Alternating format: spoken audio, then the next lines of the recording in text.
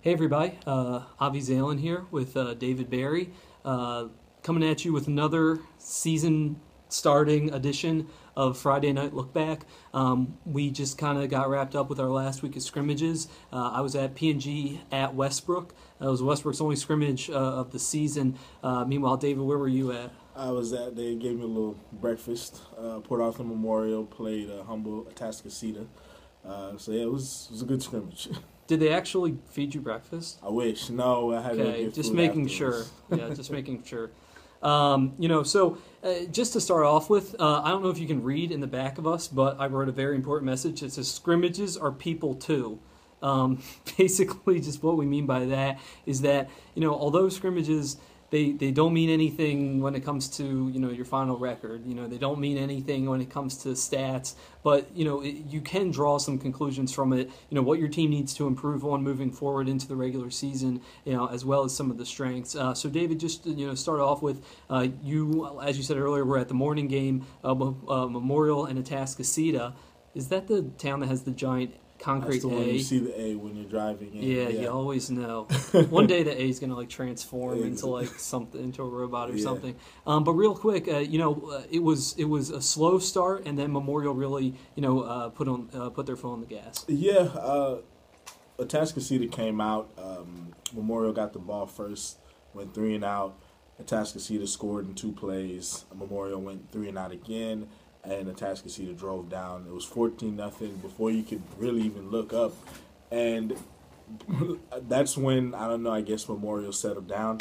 I know Memorial head coach Kenny Harrison said the players came out a little too amped up. And once they settled down, and they went to turned up.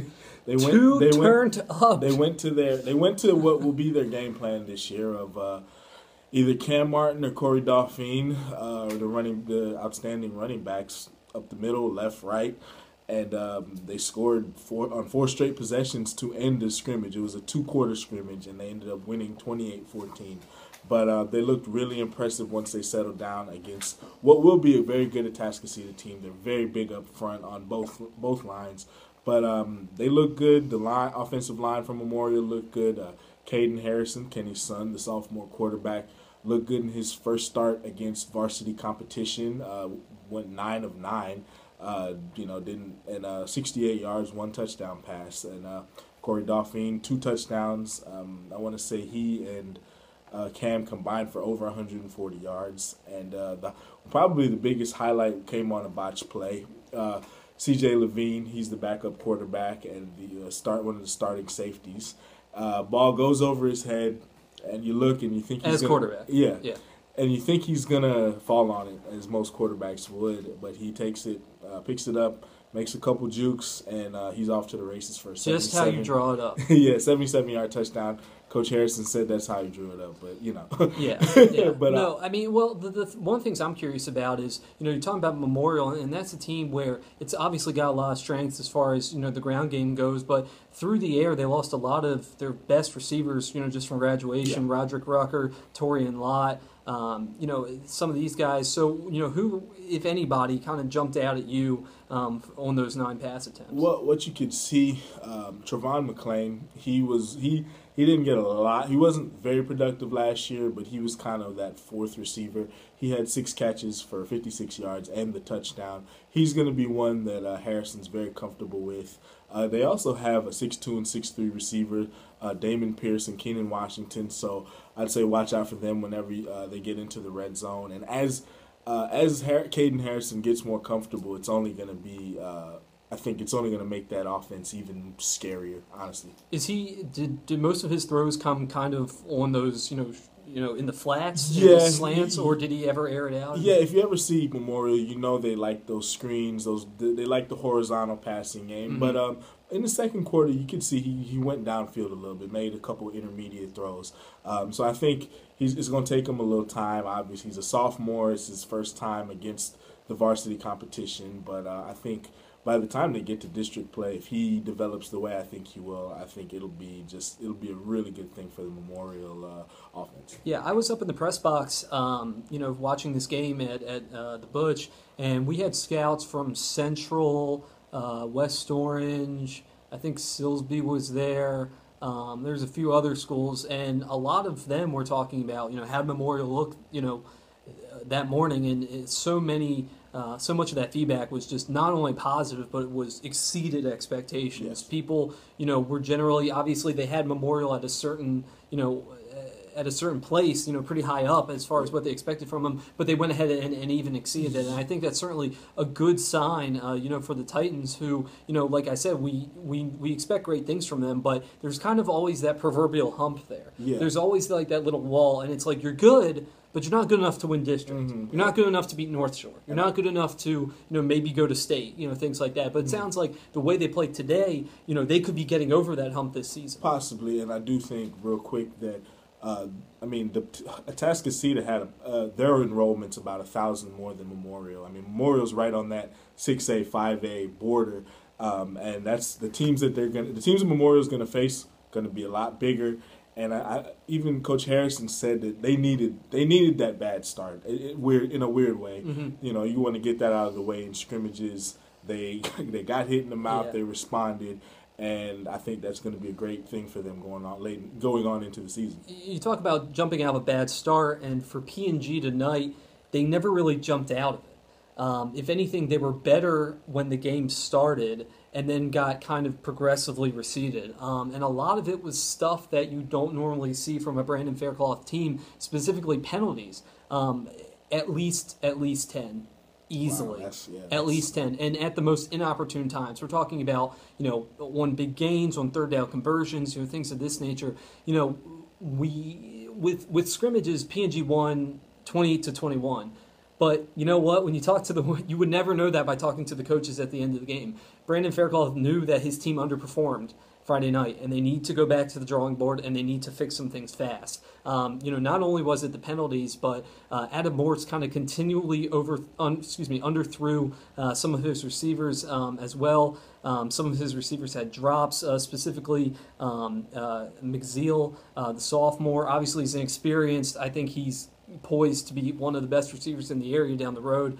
He's a big kid, good body, good stance for a wide receiver, but at the same time, they just kind of disappointed a little bit tonight, especially after the way they played against LCM last week, NHF. So the bright spots, though, for P&G were that Jack Giblin came to play, man. He had a great game. 5 receptions for 80 yards and 2 touchdowns. And keep in mind, this was 3 live quarters, so it wasn't a full game. But Jack Giblin really came out and had himself one touchdown. No, 2 touchdowns, I think. Sorry, I was totally getting confused. And as well, Brant Halfin didn't play. Coach Faircloth said he had a hip flexor kind of early in the week. And he was feeling good enough to play. He could have played if they wanted him to, but they you never want to risk it. Yeah. They want to make sure he's fresh for Clear Lake next week. And in his place, they put in Cody Cropper, and they put in Runnels. And, these are 2 guys who, obviously, Brant Halfin's just a total workhorse. I mean, you're looking at getting at least 20 carries a game from him. But these kids came in and, really kind of held their own. Cropper finished with 54 yards on 15 carries and a touch.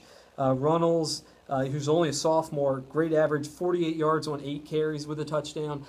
So it gives you some of that comfort where, God forbid, something does happen to Halfin, or if they even want to go into dual running back sets or something like that, that they have the depth there, if they needed. But on the Westbrook side, those guys really impressed me. And part of the reason the final score was what it was, with P&G coming out on top, is because the Indians kept their starters in for the majority of the game, whereas Westbrook, being that it was their only scrimmage, shuffled the first and second team out, pretty frequently. Kind of going in there, seeing what sets of personnel work, just experimenting, tinkering, with a couple things.